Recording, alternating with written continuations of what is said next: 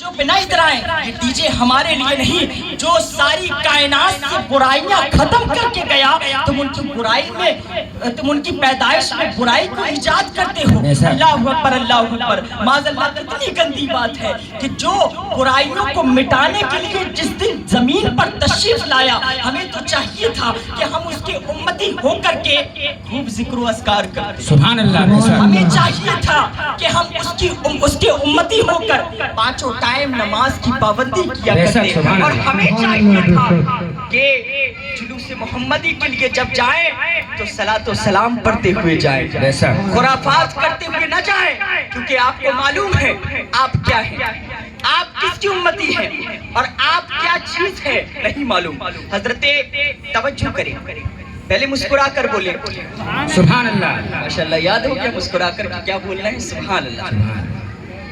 تھوڑا سا آواز کھینچ رہا ہے لیکن پھر بھی آواز کھینچے کیا ہوا، آواز دل تک پہنچنا چاہیے۔ بے شک سبحان دل اللہ۔ تک پہنچ گئی تو کام بن جائے گا۔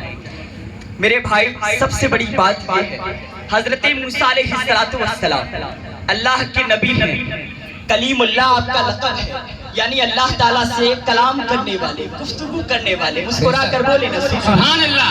دیکھو تھوڑی دیر کے لیے بیدار رہے، اللہ کے نبی ہیں، کلیم اللہ لقب ہے۔ موسیٰ علیہ السلام کوہی طور پر جب گئے، بے شک جانے کے بعد آپ جاتے تھے، کلام کرتے تھے، جواب آتا تھا، واپس آ جاتے تھے۔ بے شک ایک مرتبہ آپ کو جو کتاب ملی تھی توریت شریف، بے شک اس میں لکھا ہوا تھا کہ ایک امت ایسی آئے گی جس کی نمازیں قبول ہوں گی۔ بے شک سبحان اللہ۔ ہلو،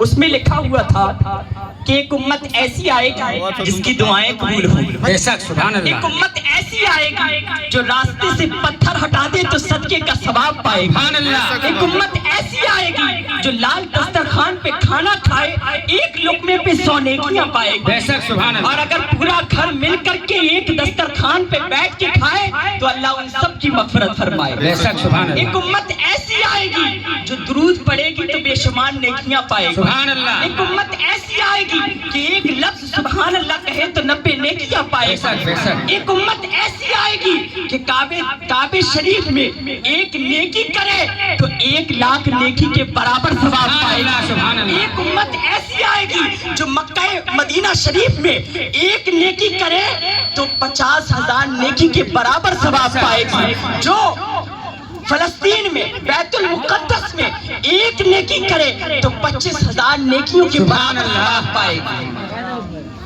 اور یہ 3 جو مقامات میں نے گنوائے ہیں، سب سے پہلا کون سا؟ مکہ شریف، جہاں کعبہ معظمہ ہے، بیت اللہ شریف ہے، اللہ تعالیٰ کا گھر ہے۔ اس جگہ آپ ایک نیکی کرتے ہیں، تھوڑا سا تفصیل بات تاکہ آپ کے سمجھ میں آ جائے۔ لوگ وہاں کیوں جاتے ہیں؟ ظاہر سی بات ہے ادھر رہ کر بھی تو عبادت کر سکتے ہیں، یہاں رہ کر کی بھی تو جنت حاصل کر سکتے ہیں، لیکن کعبہ شریف کیوں جاتے ہیں؟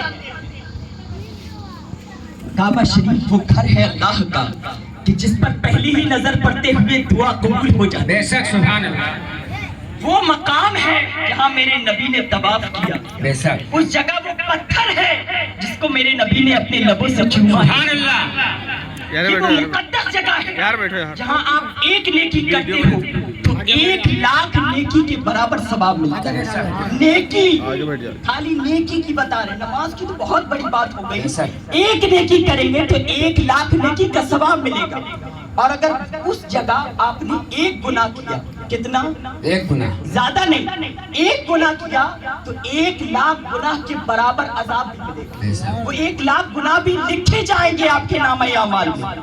اور قربان جاؤ مدینہ مقدسہ، سبحان اللہ، جہاں ہمارے آقا رحمت للعالمین جلوہ گر ہے، آپ ان کی بارگاہ میں بیٹھ کر کے ایک نیکی کریں گے 50,000 نیکیوں کا ثواب ملے گا، اور اگر ایک گناہ کیا تو ایک بھی نہیں لکھا جائے گا۔ سبحان اللہ، سبحان اللہ۔ یہ میرے آقا کا در ہے۔ میرے آقا ارشاد فرماتے ہیں کہ جس نے میرے روضے کی زیارت کی اس پر میری شفاعت واجب ہے۔ سبحان اللہ، سبحان اللہ۔ یعنی جس نے میرے روضے کی زیارت کی، جس نے میرے روضے کی زیارت کی اس کو بخشوانا مجھ پر لازم و ضروری ہو گیا. مسکرا کر بولے سبحان اللہ. سبحان اللہ. یہ مقدس مقامات ہیں کیونکہ اب اس جگہ سختی کیوں اور اس جگہ نرمی کیوں؟ تو کعبہ شریف، مکہ شریف یہ اللہ کا گھر ہے، بے شک. یہ جلال اور قہار کا گھر ہے.